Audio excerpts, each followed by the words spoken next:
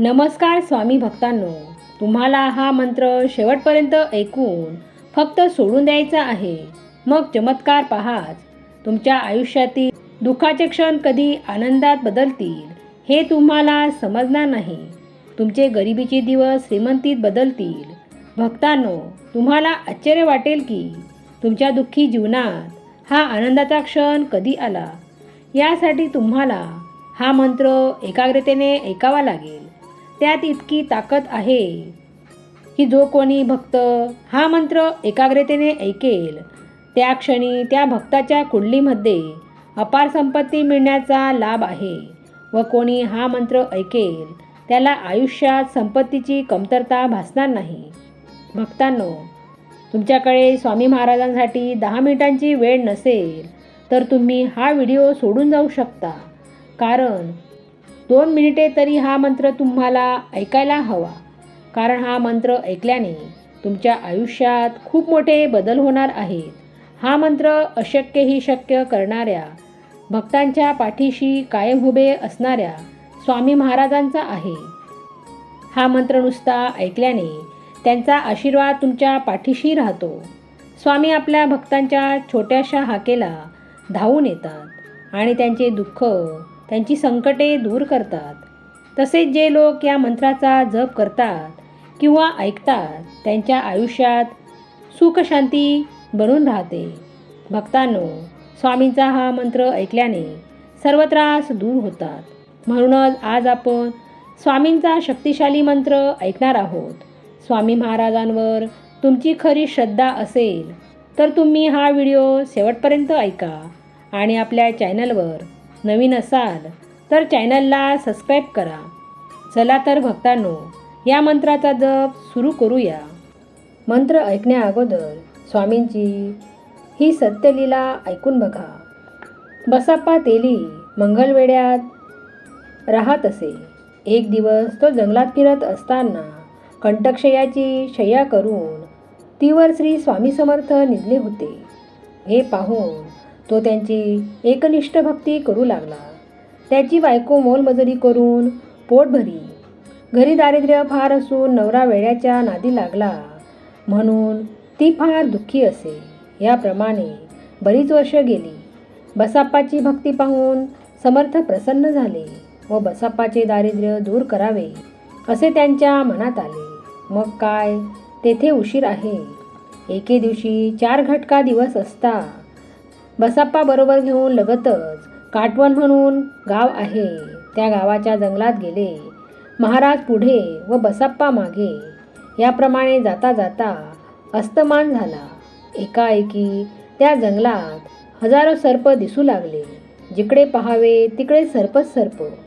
असे पाहून बसाप्पा घाबरला व श्री स्वामींचे चरणी लागला. समर्थांनी त्यास अभय देऊन म्हटले, तुझी इच्छा पूर्ण होईपर्यंत यातून घे, घाबरू नको. श्री स्वामींच्या शब्दावर विश्वास ठेवून आपल्या अंगावरील वस्त्र सर्पावर घालून भीत भीत एक सर्प बसाप्पाने हस्तगत केला. सर्प 1.5 हात लांबीचा होता. त्याने तो आपल्या काखेत ठेवला. पण रानातील सर्व सर्प नाहीसे झाले. महाराज व बसाप्पा गावाकडे परतले. गावाजवळ एक छानदार बाग होती.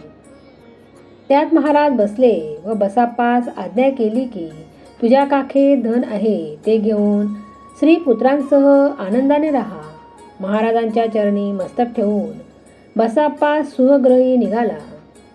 भ्रतार घरी आल्यावर पाहून श्रेयसही आनंद झाला.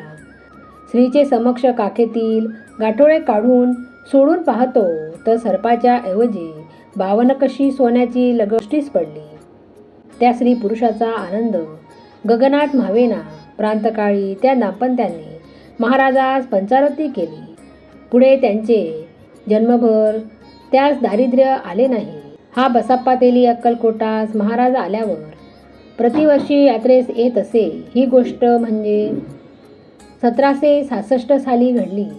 चला तर भक्तांनो, या मंत्राचा जप सुरू करूया. ओम श्री अनंत कोटी ब्रह्मांड नायक. ओम श्री अनंत कोटी ब्रह्मांड नायक. ओम श्री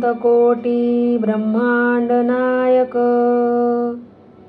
ओम श्री अनंतकोटी ब्रह्मांड नायक. ओम श्री अनंतकोटी ब्रह्मांड नायक.